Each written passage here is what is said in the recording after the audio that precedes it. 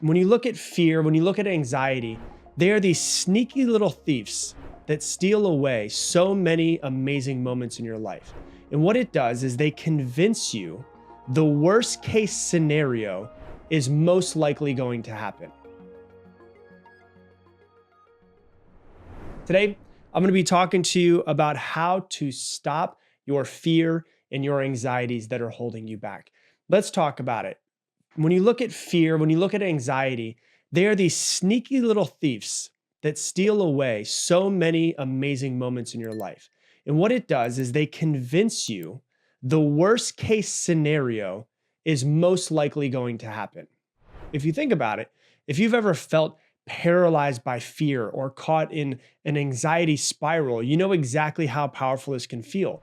But the truth is, fear and anxiety only has the power that we give it. And so if you have a lot of fear that's holding you back, you're giving it the power. If you have a lot of anxiety that's holding you back, you're the one that's giving it all of its power. And so today I'm going to talk about how to take your power back and how to reframe your mind to be something better. And so I want to give you a story from my life, because one of the things that's funny is people ask me questions like, well, how are you past your fears? How have you mastered yourself, your mindset? I'm like, I haven't. I still have all of the same fears. I just kind of have some tools in my tool belt to get myself out of fear or anxiety quicker than I used to. And so this past week, I'll give you a really good example, okay? This past week was not really a good week in aviation in the United States. So there was 3 plane crashes that happened in 1 week. And, it's terrible. One of them was the worst one in the United States since 2009. And that was last week at the moment of me recording this. And this weekend was supposed to be my very first solo flight, which is basically where I drop off my flight instructor. He gets out of the plane and I have to go fly it alone for the very first time. And so I'm seeing on the news and on YouTube and everywhere on the internet, all of these crazy plane crashes and things that have happened, these terrible stories and these sad stories that happened. And then I'm thinking in my mind, oh my God, I've got to fly a plane for the very first time this weekend by myself. And even though I'm completely ready for it, and I have way more hours than the average person that does their first solo, I found myself terrified of what could happen. And I was thinking about all of the crashes that happened. And I was thinking, oh my God, what if it happens to me? And I started thinking and almost accidentally visualizing tragedy happening when I go to fly the plane. And I could feel, this is the important part, I could feel inside of my body was getting nervous and I was getting scared and it was trying to protect itself. And so then I realized what was going on, because I'm not immune to fear. I just noticed it and I was able to get myself out of it. And so I realized that my fear wasn't coming from actual reality in my life. Now, sure, things happened in the past, but that's not actual reality of what's going to happen in the future. And my fear, my anxiety around all of it was coming from what I was focusing on. Do you get this? It wasn't in my reality of what was going to happen this weekend in the future. It was all in my head. It wasn't, but it felt like it was in reality, because I can look and say, well, this happened in this place, and this happened this place, and this happened this place. And I could be terrified of it and say, oh my God, well, that's reality.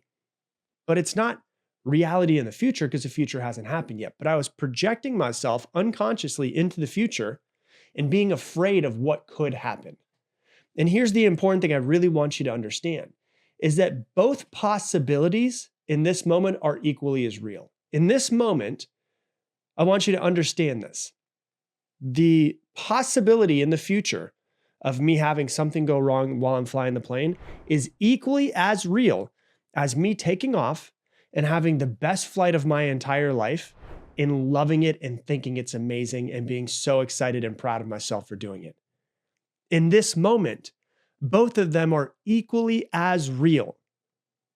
Now, do we think one of them is more real than the other one?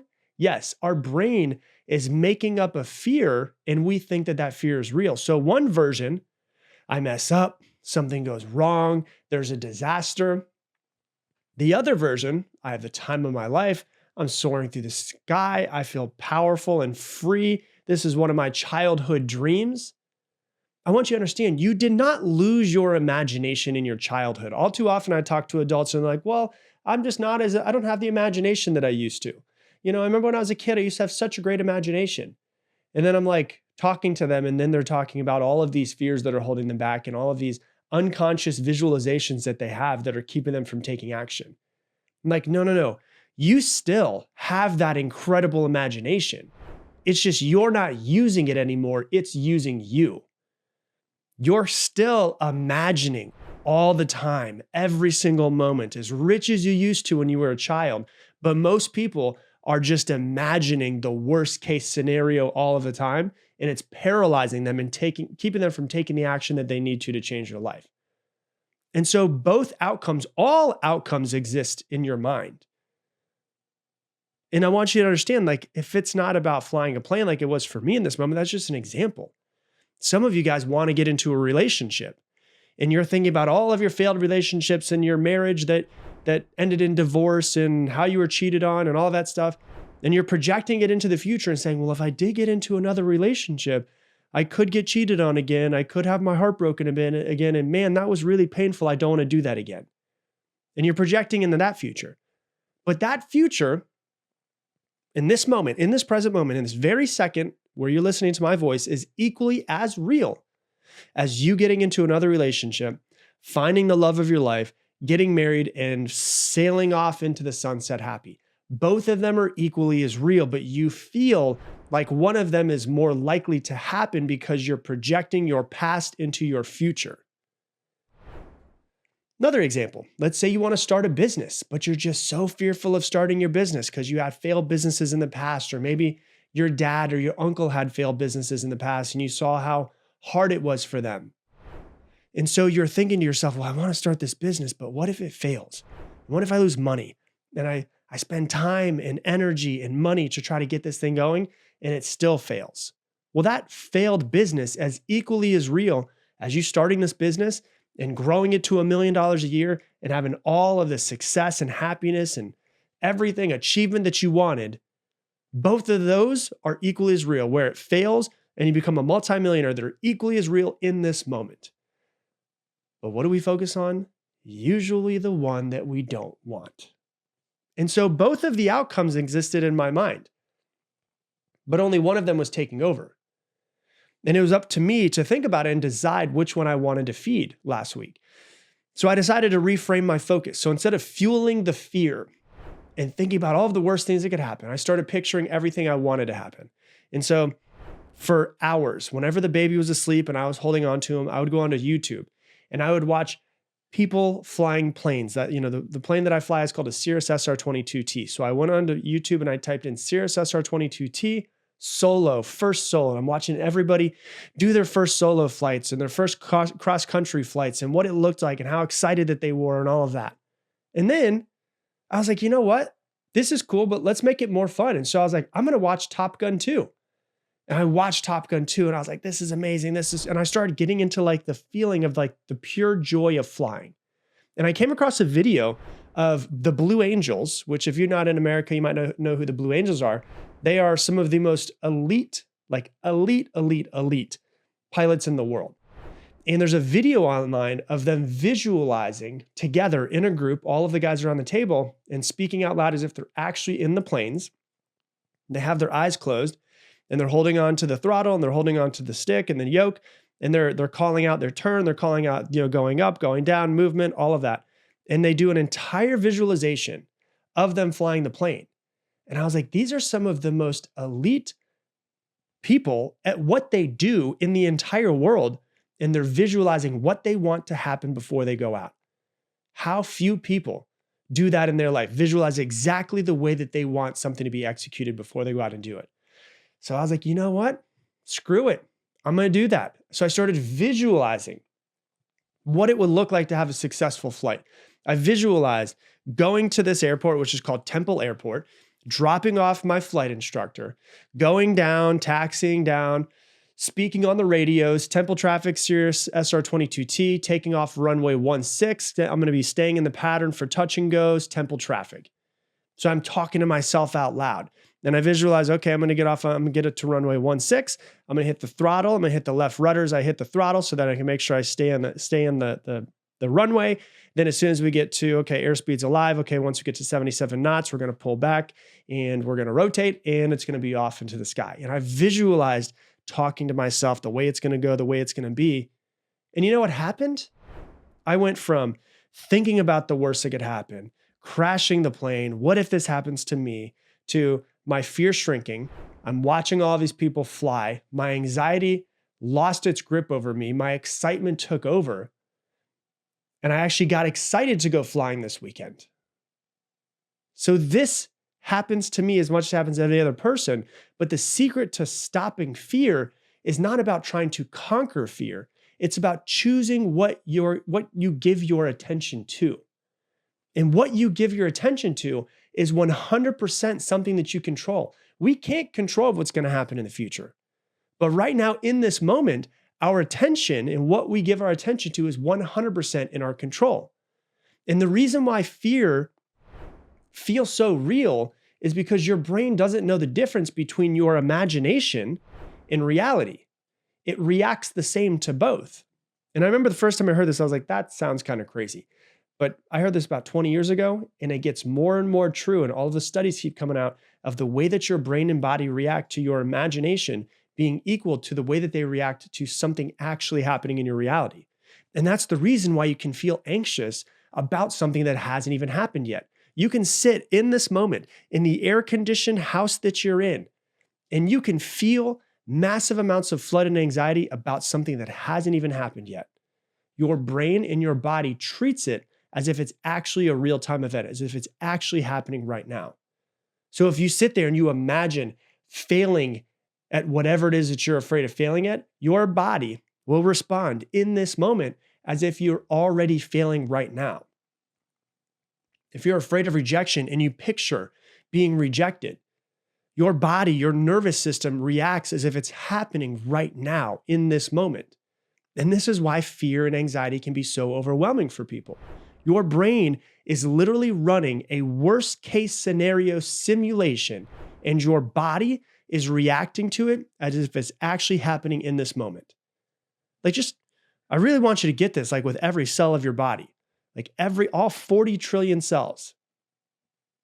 The reason why it's so overwhelming for you is because your brain is creating the worst case scenario and it's simulating it in your mind right now through usually unconscious visualization. And your body is reacting to that as if it's happening in this moment. But here's the game changer of all of it. You can use the exact same mechanism that's keeping you paralyzed. You can use the exact same mechanism in your favor. So instead of letting fear take over, you can train your brain to visualize the best case scenario instead. Exactly like I did when I went onto YouTube and I started watching videos. I started trying to brainwash myself into thinking about how much fun it would be and what it is I need to do. And then I sat there and I visualized and I spoke out loud to myself as if I was actually on the radios. I spoke out loud to myself as if I was actually flying the plane. Visualize the best case scenario instead. And so what you want to do is step one is you want to notice the fear that's coming up. The moment that you feel anxiety creeping in, pause, stop for a second. You can feel it in your body, can't you? Pause, ask yourself, what am I imagining right now? And actually become aware, because you're usually unconsciously imagining these things. It's your subconscious. Chances are you're playing a mental movie of things going terribly wrong. So, if you're about to give a speech and you notice yourself getting anxious, you notice the feeling of anxiety. You usually don't notice the mental movie. And so the mental movie, you're about to give a speech. It might be the mental movie that's going on in your head as you see yourself freezing up, looking like an idiot, stumbling over your words, embarrassing yourself. You're about to take a big risk. You start to notice the fear of, you picture failure, you picture humiliation, you picture regret. This is your fear story. This is what you're projecting yourself into the future and imagining. And right now it's directing your emotions. It's telling you exactly how to fear. It's telling you exactly how to feel. And so that's the first step, is you got to become aware of it. So the second step that you want is you want to challenge that fear story. You have to take a step back and you have to ask yourself, is this the only possible outcome? Is the only possible outcome me completely screwing up that speech and looking like an idiot? Because here's the truth. It's not. It's just the only one that you're focusing on.